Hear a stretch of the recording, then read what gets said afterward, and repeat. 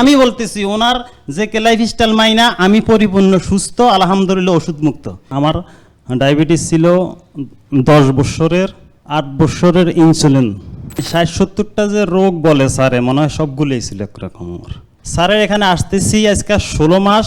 16 মাসে এখন পর্যন্ত আমি কোনো ওষুধ খাই না, একেবারে ওষুধ মুক্ত বলে আলহামদুলিল্লাহ। আলহামদুলিল্লাহ, জোরে সবাই। হ্যাঁ, আসসালামু আলাইকুম। ওয়ালাইকুম আসসালাম। আমি মোহাম্মদ হাফিজুর রহমান, সাতপুর থেকে আসছি। আমি স্যারের যে কে লাইফস্টাইল মানতেছি আজকে 16 মাস। হ্যাঁ, এইটাই আমার জানার ছিল, এই 16 প্রশ্নটা মাস করতাম। আমার ডায়াবেটিস ছিল 10 বছরের, 8 বছরের ইনসুলিন। আমি একবারে বিছনায় পড়ে গেছি, ওই নিউরোপ্যাথিক বলে কেন স্যার, নিউরোপ্যাথি ওই একবার অবসরের মতো নিচে হয়ে গেছে। মানে ডায়াবেটিক নিউরোপ্যাথি মানে নার্ভগুলো ড্যামেজ হয়ে হয়ে ওই যেই নার্ভগুলো যেই জায়গাগুলো সাপ্লাই দেয় ওই জায়গাগুলোতে অনেকের নাম্বনেস বা অবশ অবশ ফিল করে বা কারো অবশ হয়ে যায়। ওই পর্যায়ে আমার চলে গেছে। আর আমি হাঁটতে সমস্যা হইতো, আর আমার শ্বাসের অ্যাজমার সমস্যা ছিল। মানে 60-70টা যে রোগ বলে স্যারে, মনে হয় সবগুলোই ছিল একরকম। আমার তো স্যারের এখানে আসার পরে তখন আমি যখন এই অ্যালোপ্যাথিক চিকিৎসাটা করি তখনই আমি ভাবতাম এটা তো কোনো চিকিৎসা না, কি যেন একটা রোগের চিকিৎসা করি আরেকটা বাড়ে, এইভাবে 12-14টা ওষুধ খাই আমি প্রতিদিন, স্বাভাবিকভাবে এটা চলে। তো আমি তখনই বুঝতাম যে এটা তো কোনো চিকিৎসা না। অথচ আল্লাহ রাসূল বলে কুল্লুন দাওয়াই না দাওয়া, প্রত্যেকটা রোগেরই চিকিৎসা আছে।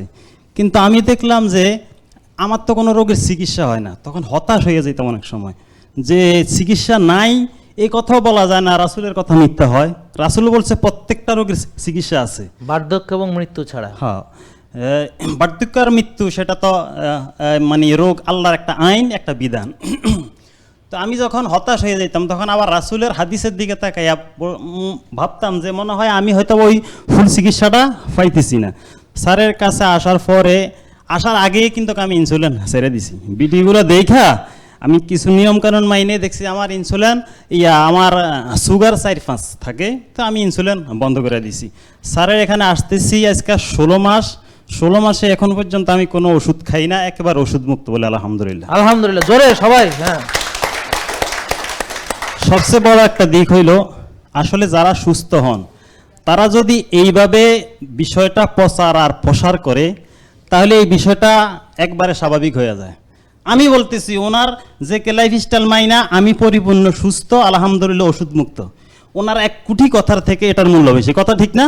স্বাভাবিকভাবে যে যেটা করে সেটা বলা থেকে ওনার ভক্তরা যদি বলে এটার কার্যকারী বেশি হয়। আমি স্যারের এখানে আসার পরে আমি অনেকগুলো বিষয় আমি একটু দেখছি। আমি তো আমার জীবনে বহু ডাক্তার আমার কাছে আমি গেছি, এবং আমাদের বংশের মধ্যে উচ্চ মর্যাদার ডাক্তার আছে, বড় বড় ডাক্তার আছে।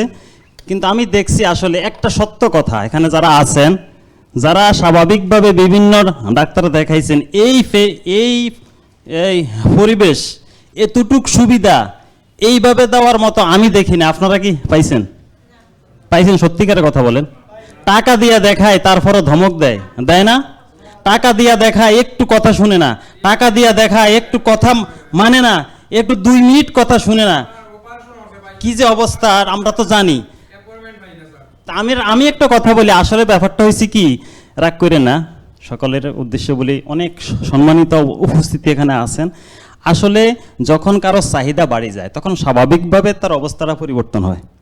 আমরা যেই পরিমাণ রোগী তার কাছে যাই, ওনাদের কাছে যাই, তো ওনাদের সেন্টিমেন্ট এমনিতেই খারাপ হয়। রুগী দেখতে পারিব 10টা, আইসা থাকে 500 রুগী। এবং আমার কাছে যদি 50,000 মানুষ পানি পড়ার জন্য আসে, আমি তো মাইকে হুমাইয়াম, কথা বলেন না, আমি তো গ্যালাসে হুম দিতাম না। পরিস্থিতি তো এমন। তা আমরা যদি একটু সুস্থ হয়ে যাই, আমরা যদি একটু সচেতন হই, আমরা যদি একটু নিজেরকে নিয়ে চিন্তা করি, আসলে আল্লাহ রাব্বুল আলামিন মানুষের পুরা জীবনকে ইবাদত বানাইছে। কেমনে? মানে পুরা জীবন কি কেউ ইবাদত করতে পারে? নামাজ, রোজা, হজ, যাকাত তো নির্দিষ্ট একটা সময় নিয়ে, ঠিক না? তাহলে পুরা জীবন কেমনে হইলে ইবাদত? পুরা জীবন হইলে ইবাদত। নামাজ, রোজা, হজ, যাকাতের নাম ইবাদত না। একটু বুঝেন, অনেকের মনে কষ্ট হইতে পারে এটা।